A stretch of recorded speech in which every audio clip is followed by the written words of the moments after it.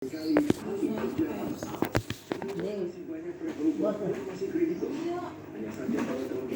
tangkap sekarang. Iya, tapi udah keluar. Tangkap lagi nih kali ini.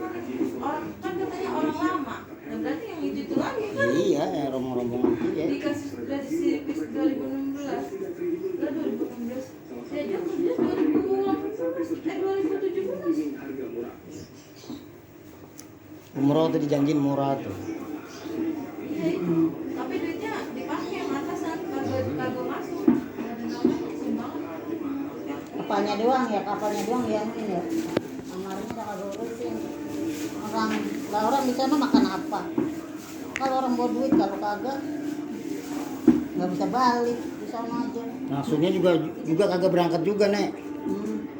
Duitnya kagak berangkat malahan, duitnya doang diambil. Ini cuci dulu, coba ke sana. Dulu dia kan begitu itu anu atasannya. Dan bawahannya kasihan dipakai gaji. Jadi yang bawahannya aja harap di model enak.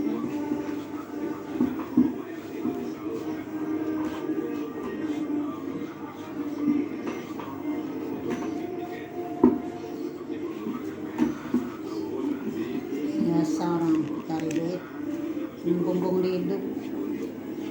Caranya gimana aja udah. Yang penting dia kaya. Lah itu yang di rumahnya Jijero. Lah orang dua rumahnya udah bagus, udah mewah itu cepaan untuk fotokopi. Duitnya rumahnya belum dilunas aja. Pantesan udah kayak orang stres. Mulai dari Kemenak 2015 orang ini itu lagi balik ya. Lain. Nah itu ketahuan mukanya ditutup.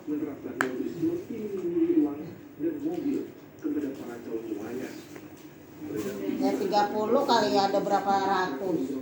Banyak lah. Satu berapa M itu 100 M.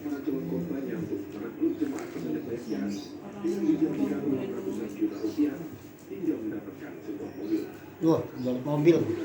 Iya itu yang dimiringin. Orang ini ada pinjol.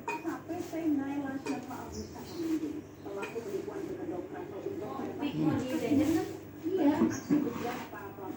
Umroh murah. Mau lagi. Kita akan bahas dalam fact check kali ini, hati-hati transportasi.